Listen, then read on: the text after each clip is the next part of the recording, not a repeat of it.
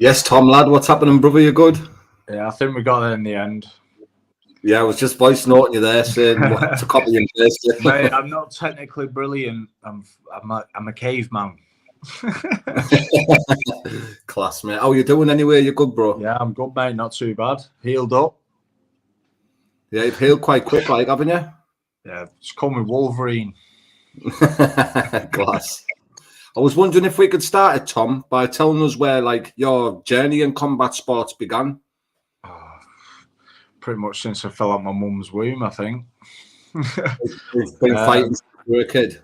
Yeah, well, basically that's how I started. Like, growing up and stuff was me and my brother was raised by my mum on her own and stuff, and was like always on council estates and was always getting into fights and stuff. And it was only until we got older, I was approached by a police officer, believe it or not, and they were saying, "What do we need you to do to like stop going out fighting all the time?" And I was like, joking. I went, "Set us up a boxing gym." And believe it or not, they turned around and said, "Well, leave it with us." And they went out there and they done it. They set up King's Court ABC, which is still in Blackpool now. Class. Me and a load of my mates, we went there. We was training all the time and stuff, but half of them dropped out, weren't for them, and I was the only one that stayed on, basically. Yeah. I was their first amateur boxer. We turned over. That's where it went, basically. I was 19 years old as well, so I started late. Yeah. I heard that in another video about you starting at 19-year-old. But it's different knowing it if you're used to fighting and then going into the ring. Yeah, massive difference. I mean, like I say, I was going into the ring still thinking I was on the streets. Yeah. So it's like I was just walking in with my head all the time, just thinking, it's not that bad. They've got gloves on. But obviously in the amateurs and stuff, it's you don't win fights for you getting punched in the face. So my first few fights, I was knocking people out, to be fair, because I was just tough. I was going in there just trying to take people out, basically, with no proper skill. Yeah. But I was able to hold my hands up. And then, luckily for me, I mean, my amateur coach, he then passed me on to someone else and said, "Look, I think you can do something with this lad." Which he passed me on to Andy Abril from Sharp Style. Yeah. And mate, honestly, completely changed me. I was no longer that guy just walking into punches, hoping to knock someone out. I was moving my head. I was using the ring, and I was basically not getting hit. So yeah, it was a massive, big change in how I was as a fighter and my thinking of fighting as well, rather than just being that guy walking around going, "Fight's a fight, sack it." Do you know what I mean? Whatever comes. There's a lot more to it. You know what I mean? It's so how many fights did you have in the amateurs? The amateur, I had 11 fights as an amateur. At them times, it was back when it was all the pity-patty stuff, and it weren't for me. That did not suit my style. I mean, I got to the ABA semi-finals, and I ended up going out on the semi-finals, basically, because I got a nosebleed. It's got to have a nosebleed, but it's like every shot you used to throw, whether you was landing them properly or anything at the time, they were counted. Yeah, and it just didn't suit me. So after that, I held my hands up. I stormed out the ring, threw the gloves off, and the official was shouting me back in the ring, going, "Get back in the ring!" And I was just giving the V's.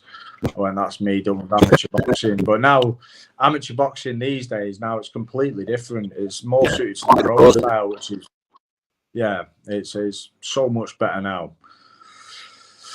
Like when you look back at the Olympics, when it used to be the point scoring, like seeing so many fighters getting robbed. Mate, honestly, I mean, I was in many fights. I mean, my losses it always went down to points, and I was thinking, I was never hurt. Do you know what I mean? It's like, what's all that about? And like, if it was these days now, I probably wouldn't have a loss in the amateurs, but it's one of those, isn't it? Can you read my mic all right, mate? Just about. You're a little bit crackly. 2 seconds. Let me change it. 2 seconds. It's not working, man. What? Do licensing? Yeah. From the unlicensing before you went to the BKFC. I'd seen you like on shows all over. Yeah. Yeah. To be fair, as well, when I done that, at first it was just it was an itch I needed to scratch, because obviously the amateurs, I felt like I didn't get it, because obviously I've always loved fighting. I've always loved the boxing side of things now, but obviously the way the amateurs ended, I thought I just needed to get that itch. And like obviously, like I said about Andy Abril, he then got me into the training with that side of thing. Then he introduced me to someone else that got me into the unlicensed scene. And within 3 fights, I was fighting for titles. I was fighting big names as well, names now that are pros, and which is good, and beating them. So I thought to myself, why am I like hanging around on this now? I should be doing that as well. So that's when I ended up turning over, going pro. Yeah. So about the pro career, how many fights did you have in your pro career? I only had the 1 fight, which, and again, if I did not have bad luck, I'd have no luck. So I got signed by the Hattons for my fight. I fought at Blackpool Tower, fought a lad now who sadly passed away. I pulled in about 300-400 people for this fight, so the Hattons were buzzing their heads off. They was like, "Oh, fucking, we need this. You know what I mean? This is great." Yeah. Then they offered me a 3-fight contract, and then obviously in the fight, I broke my hand. Obviously, my hands aren't great. I broke my hand in the fight, but then not only that, I ended up with personal problems with my girlfriend that I was with at the time. Split with her, my head fell off, and then I didn't go to the gym for about 6 months. So then the contract just fell through. When I did finally come back, I took my license again, passed it all over, and then I ended up with pneumonia. Fucking hell. Yeah, so no luck at all. I was meant to be fighting at Winter Gardens on the Brian Rose undercard. Ended up with pneumonia, and after that, my head just completely went with it all. I thought, it's not for me, clearly. I moved to Spain. I was there for 2 seasons. I was in Magaluf, believe it or not, living life. I was there for 2 seasons, came back, and I just missed it. There's no other word to say about it. I just missed it all, like being around the fighters in the gym, just training. Yeah, just loved it. So I tried jumping back in there, and like when I realised like my lungs weren't perfect, but I thought, you know, something, I can still do this. So then I had another unlicensed fight. I had the unlicensed fight, and it lasted a round. Yeah, and again, it's not the best way to think, hang on a minute, right, I'm back. But I thought, right, well, I need another one. So then the next one that I had, it was against a good kid from Middlesbrough. I forgot his name now. You'll know him as well. I can't think what his name is. Is it Weldon? Jamie Weldon? Jamie Weldon, yeah. Well, I fought him and like... Tony Lovell. Sure, I'm proud of respect. No, it was back in Blackpool. So I had that fight, and I thought, Johnson, I can do the rounds now, because he loves coming forward. He wasn't technically the best in the world, but he's good. He loves having a good fight and all that. Anyway, I ended up stopping him in, I think it was the 3rd round. And I thought, Johnson, I feel fine. So then cracked on from there, really. I'd what if I find from there then? Then I did the Viva show. I fought a lad who was about 15 stone. That was entertaining. Yeah, he was a last-minute replacement, to be fair. But he was a good kid. He hit me with some bombs. But I ended up stopping him in the 2nd round, I think it was. And then I fought another lad from Scotland and stopped him at the end of the first round. Sorry, but yeah, I just got a taste for it all back again, and I thought, you know something, I'm going to give it a go. And then when I got approached by BFBA, I had a go at that, and obviously that fight didn't last very long either. And I was a bit disappointed about that because I took quite a lot of people over to Wolverhampton. Yeah, I was thinking, right, what a tear up. And I got there, and the lad like pretty much fell over. It looked like, though, I mean, I don't want to discredit the guy over it online or anything like that, but it just looked like he fell over. It looked like he didn't want to be in there with me. So I was a bit gutted. Then got offered this, which I was buzzing about, to be fair, because obviously a lot of people that know boxing or anything, BKFC, it's massive. It's getting massive. So to be offered to be fighting on that, I was snapping it up. Definitely. How did you find the transition from gloves to no gloves? It was like, without sounding arrogant, it was a normal day in the office.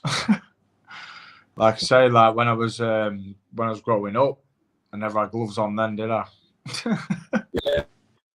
True. But the only difference is, to be fair, here, to be fair, is like obviously you're against trained fighters, and this is one thing that I liked about the whole thing. I mean, on the street it's easy. I mean, anyone who's a trained fighter who hits someone on the street, it shouldn't really last long.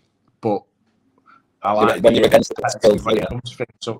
so when you're against a trained fighter with no gloves on, that's a different gravy. Yeah, I can imagine.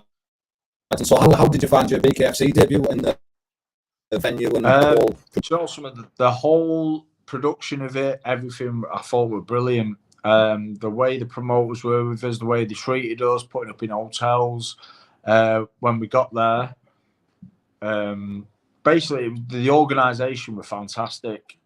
It was brilliant. Yeah, it was class. How did you find the fight? Sorry? How did you find the fight went? Like, how did you feel in the fight? Did you feel good? Again, now I don't really want to put down anything or anything like that, but obviously, like, I love fighting and stuff like that, but it's like on the night of the fight, it weren't 100% me, but I do not want to in the slightest discredit John Ferguson, because he put in the performance of his life. And I hold my hand up there and I say, well done, John. Do you know what I mean? Because he done what he done. It's like he said on the interview with a few people and stuff, it's like he had that fear factor and stuff like that. And you know something, I let myself down by not having the fear factor. Yeah. Underestimated him a little bit. I was going through a lot of stuff at home as well.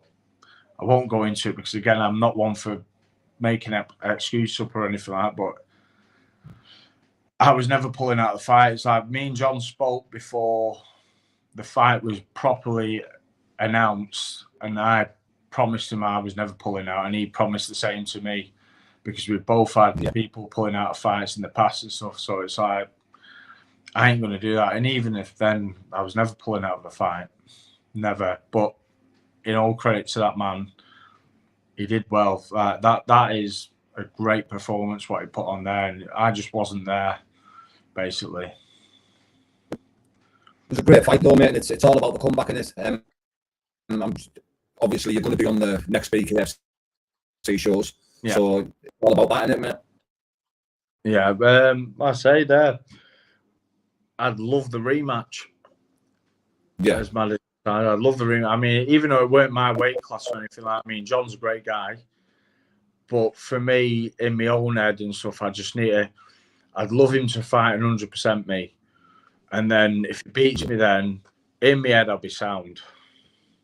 But again, I'm taking nothing away from that man, because he fought the fight of his life and he performed brilliantly. So I don't want to sound in the slightest like I'm discrediting the man.